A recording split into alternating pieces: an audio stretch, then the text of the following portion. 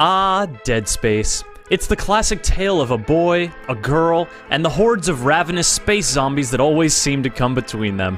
It's a tale anyone can relate to. Sure, the space zombie part might be a bit of a stretch, but aren't they really just a metaphor for love?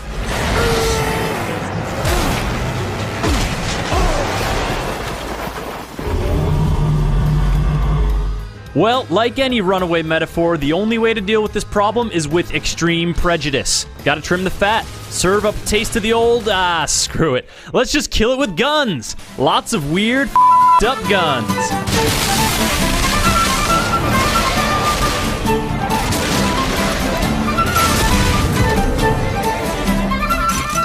And who better to guide you through this painful process than The Gun Show, the show that is about to take you on a tour through some of our favorite carnage-causing constructions created in the cutting-edge weapon crafting system in Dead Space 3. While it might seem a little intimidating at first, what with all the frames and tips and gels and so on. Wait, is that Wally? Is the Wally in this game? Oh, jeepers. Excuse me, Mr. E? Gosh, I just loved your work in that movie. You're so great. Oh, what was it called? Trash Robot? The rubbish machine that went to space? No, it was Garbagetron. Huh, man, this is awesome. Whew. Anyways, back to the guns. Sure, there's a bit of a learning curve when it comes to using the weapon crafting system in Dead Space 3, but spend some time with it and you'll see it's more than just an excuse for EA to deliver thrilling new models for implementing microtransactions. It's actually a super awesome tool for making super awesome guns that we're gonna super awesome teach you about in this super awesome episode of The Gun Show. Let's start with something basic. If you're a fan of the classic rotating plasma cutter, but you'd prefer just a little more oomph, why not combine a Tesla core with a rotator cuff module? This will produce a weapon not unlike the classic line gun, which you may recall is the more powerful older brother to the plasma cutter. But unlike the original line gun, this one can be rotated 90 degrees for a much more devastating style of strategic dismemberment. You'll be able to fling horizontal and vertical beams of destruction at any mutated foe you face, so no matter which angle their weird, twisted, horrible appendages are spouting from, this gun's got you covered. Of course, not everyone is into the whole strategic dismemberment thing. You know what? We can get behind that. Maybe you enjoy different pursuits, like setting stuff on fire. Or setting everything on fire. If the private pyro inside of you perked up at that prospect, have we got a doozy for you. It's a gun that combines an incendiary grenade launcher with a supercharged flamethrower. Soften up your enemies with a little bit of fire, then finish them off with more fire. This one's especially fun later in the game when you're fighting for survival on a frozen ice planet. Those poor, cold necromorphs will be all, "Oh, well, isn't this nice? A little warmth to stay my nerves." You know, right before they burn to a crisp. Don't you just love the smell of flame-broiled space zombie? I know I do. Now, because The Gun Show is an emotionally sensitive and deeply empathetic program, we recognize that some of you may be way into the masochistic joy of torturing necromorphs, but may also harbor a deep-seated fear of fire. Not to worry, friend, this is a safe space.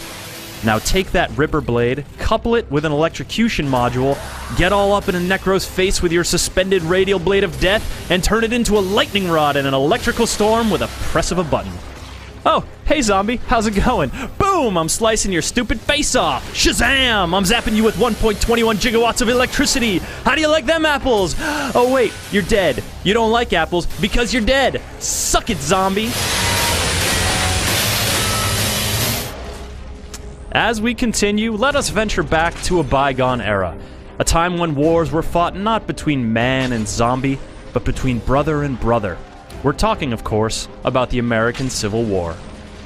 Dearest Mother, today after the nurses were kind enough to sew my severed leg back onto my torso, I decided to pass the time at my workbench. These newfangled plasma gizmos and Tesla whatsits just don't speak to my classical sensibilities, so I decided to make but a simple rifle and bayonet. Turns out you can make a pretty good one if you combine a military engine with a Mark V precision tip, and a hydraulic engine with a conic dispersal tip.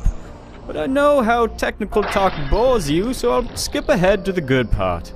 I tried it out in the field and made real mincemeat of those pesky zombies from quite a distance. And what few made it past my defenses, I gave a real what for with an extra powerful melee strike. This war is a terrible plight, but now I believe I have a real shot of making it through with this wonderful piece of craftsmanship. Thinking of you always. Your son, Isaac. P.S. Can you send me some new undergarments? I struggle daily with a fearful incontinence brought on by my having all these blasted zombies everywhere.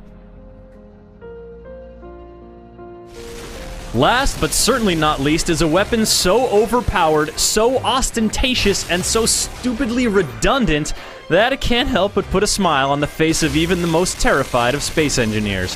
It's a little gun we like to call the double-barreled acid rocket launcher of death! Oh, sorry, I think I got a little chunk of necromorph viscera in my throat there. Ugh. Ugh.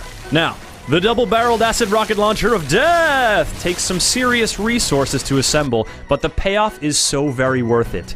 You take 2 survey charges and 2 directed suspension fields to make a gun equipped with dual rocket launchers. Yes, it's a gun with identical primary and secondary fires, but bear with us. Now, add an acid bath attachment to turn those rockets into acid rockets, and a safety guard attachment to make yourself immune to splash damage.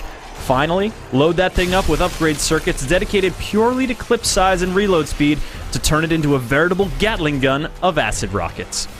Once assembled, all that's left to do is take this little beauty out into the field and rain acid-soaked hell upon any necromorphs foolish enough to get caught in your path. Having dual rocket launchers means you can fire twice as many rockets in the same amount of time as a standard rocket launcher, and slapping all those upgrade circuits on there is just icing on the corrosive cake. Sure, it's a bit overpowered, but after you spend an entire game scavenging for resources and yourself in terror, sometimes you gotta treat yourself. And what better treat than a double-barreled acid rocket launcher of death? Nothing. That's what, which means it's time to wrap up this episode of The Gun Show. But though we may have shown you a few select weapons here, don't take that to mean this is all Dead Space 3 has to offer. There are nearly limitless combinations of twisted weaponry you can craft, so please, help your fellow space engineers out and share your favorite builds in the comments. Let your space creativity soar, dear viewers.